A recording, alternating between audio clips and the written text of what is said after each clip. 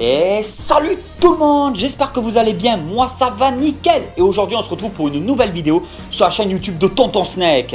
Et aujourd'hui on va parler fourmis, donc je vais vous faire un suivi complet.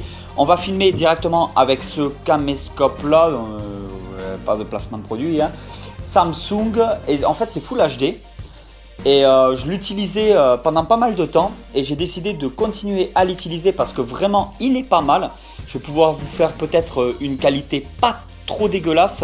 J'espère que cette vidéo vous plaira. Aujourd'hui je suis tout seul, hein. De temps en temps je filme avec mon fils, de temps en temps je filme avec ma femme, de temps en temps je filme avec des copains. Et aujourd'hui je me retrouve tout seul. Et tout seul devant une GoPro en train de parler comme un couillon. Nous sommes sur le dôme avec des Myrmica rubra. Alors c'est vrai que je les montre jamais. Voilà. Et en fin de compte, elle se développe vraiment très bien. C'est une espèce qui fait pas de cocon, hein, et qui aime énormément l'humidité. Donc on est vraiment proche des 100% d'humidité à l'intérieur du nid. Je n'ai pas de mortalité. Elles aiment beaucoup les liquides sucrés. Je les nourris d'insectes décongelés ou de liquide sucré.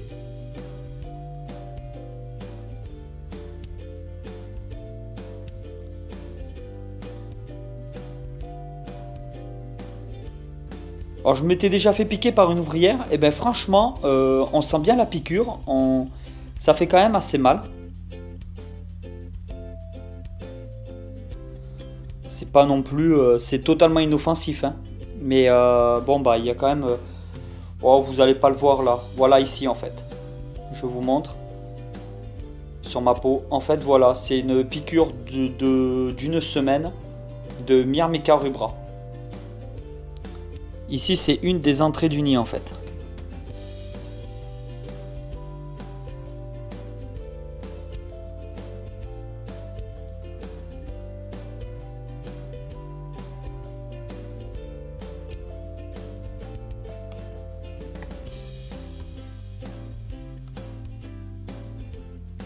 Voilà, c'était donc les Myrmica rubra. Il y a du couvain, des œufs, ça se développe très bien. C'est une espèce qui est assez craintive au départ, mais plus elles sont nombreuses dans la colonie et plus elles deviennent agressives et attaquent sans hésiter. C'est une espèce qu'il ne faut surtout pas chauffer, elle aime les températures, voilà, c'est une espèce qui aime la fraîcheur quoi, en gros. Donc il faut pas du tout chauffer cette espèce là, hein. Ça n'aime pas ça, beaucoup d'humidité, pas beaucoup de chaleur. Voilà, des liquides sucrés, donc de l'eau sucrée tout simplement, ou moi de temps en temps je donne par exemple, pour pas m'embêter, juste du jus de pomme bio en fait, trempé dans un petit bout de sopalin, dans une petite coupelle pour pas qu'elle se noie, et boivent le jus de pomme directement sur la coupelle. Et après je découpe des petits insectes que j'avais décongelés et je leur donne des petits insectes décongelés. Alors oui, je tiens à le rappeler, moi, les Myrmica rubra sont très sujets aux acariens, sont très sensibles. C'est vraiment pas bon du tout pour elles. Donc vraiment congeler les insectes au moins 2-3 jours minimum avant de leur donner, pour être sûr qu'il n'y ait vraiment plus de traces de parasites dessus, plus de traces d'acariens. Petit rappel aussi, je voulais vous dire au niveau du Taurus, j'avais fait une vidéo par rapport au Taurus et il s'avère que j'avais dit dans la vidéo que je le conseillais pas du tout pour les fourmis, parce que pour moi c'était les mêmes acariens en fait qui étaient prédateurs des fourmis, et les acariens, enfin le Taurus en soi-même. Mais il faut savoir qu'apparemment ils ont fait des tests pour essayer d'éradiquer les acariens des fourmis avec du Taurus. Les effets ne sont pas concluants, mais apparemment ça serait quand même totalement inoffensif pour les fourmis. C'est-à-dire que le Taurus chez vous, si vous avez des reptiles, vos colonies de fourmis ne risquent rien. Après c'est vrai que c'est pas concluant, c'était pas des tests concluants qui ont fait en sorte que vous éliminez vraiment les acariens parasites des fourmis avec du Taurus. Mais les tests ont révélé que par rapport aux colonies de fourmis, le Taurus était inoffensif. Voilà. Après c'est pas moi qui fais ces tests, mais en tout cas ils m'ont contacté, la société m'a contacté pour m'affirmer voilà, qu'ils avaient bien fait des tests là-dessus. Ici nous nous retrouvons avec l'Ephédole noda. Alors là on voit bien que il y a vraiment du couvain dans toutes les salles. Voilà. Partout.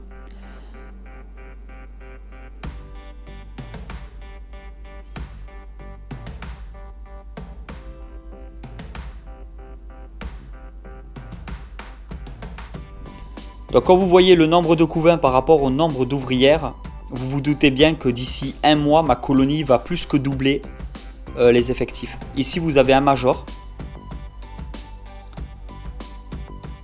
beaucoup d'œufs, pareil, toujours pas de cocon parce que les fédoles ne font pas de cocon.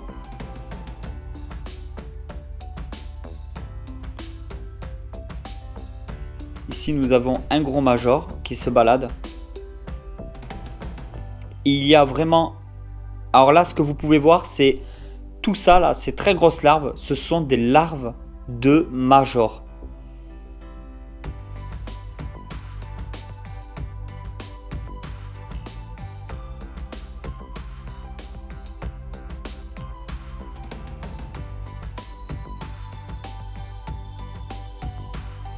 Ici nous avons une nymphe de major. Donc en fait d'ici peut-être un jour, voire deux, on devra avoir un major supplémentaire. Ici pareil, des nymphes de major. On peut appeler ça aussi des soldats hein, chez les fédoles, il n'y a pas de souci. Et là nous avons les reines. Excusez-moi pour la qualité, c'est vrai que j'ai pas le bon matériel pour filmer des fourmis. Clairement pas du tout le bon matériel. J'investirai vraiment au fur et à mesure du temps. Là je peux pas vraiment me permettre en ce moment.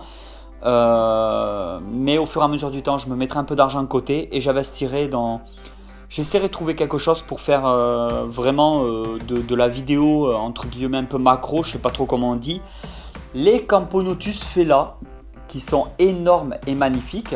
Alors le nid c'est un système de tubes, réserve d'eau derrière.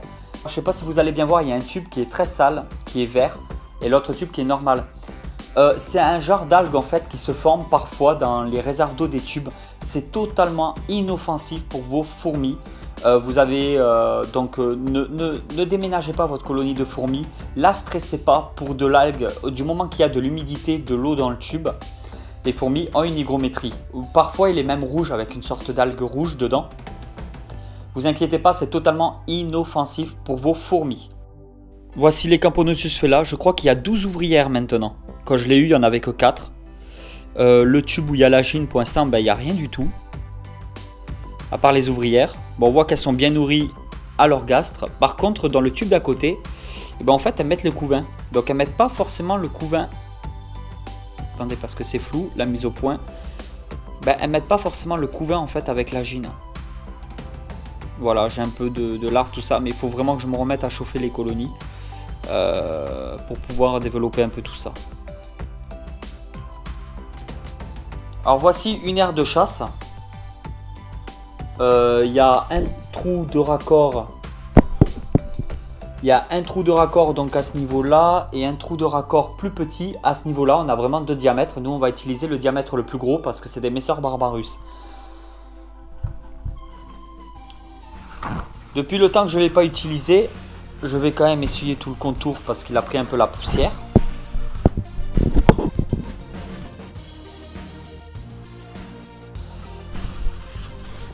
Là, j'ai plus confiance à l'anti-évasion depuis le temps. Donc on va l'enlever. Comme ça, vite fait, on essuie un peu.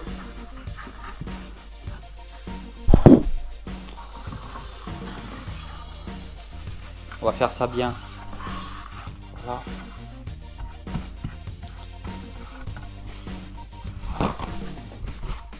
Et je vais remettre de l'anti-évasion.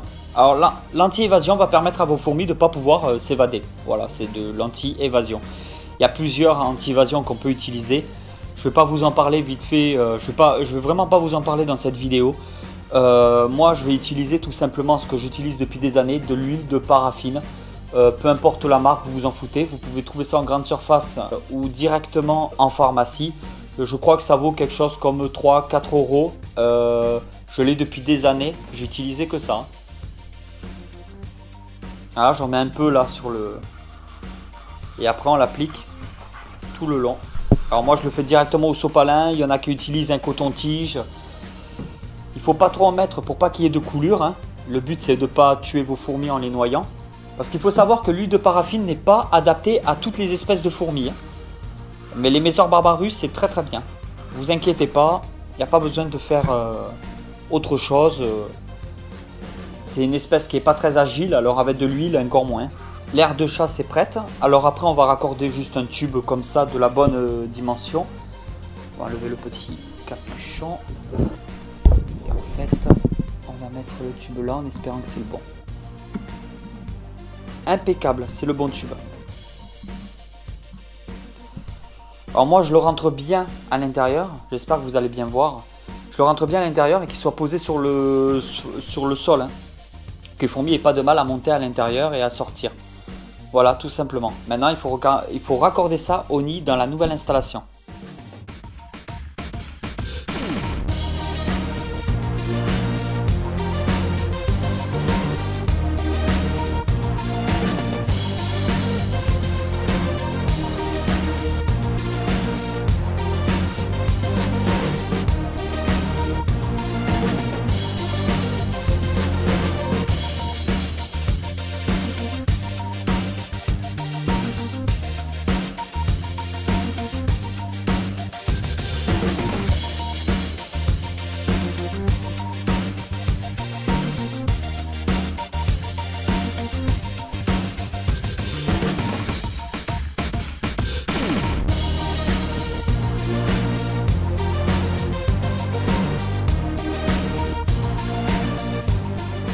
Et ça y est tout le monde, j'espère que cette vidéo vous a plu. Si cette vidéo vous a plu, vous pouvez toujours la partager sur les réseaux sociaux pour faire un petit peu connaître cette chaîne YouTube. On se rapproche, petit à petit, on se rapproche des 100 000 abonnés et je compte sur vous pour votre soutien et m'aider à franchir, qu'on franchisse ensemble, tous ensemble, ce cap-là des 100 000 abonnés. Je vous remercie vraiment pour tout et je vous dis à très vite pour une nouvelle vidéo sur la chaîne YouTube de Tonton Snake. Allez tout le monde, ciao ciao! Il est un peu nerveux celui-là, voilà. Comme vous pouvez le voir la langue. Alors ils ne sont pas du tout habitués à la manipulation, lui il a toujours déjà été nerveux par rapport au Thylica sensoides. C'est un peu plus cool. Ouais. Comme vous pouvez le voir, il a une langue bleue.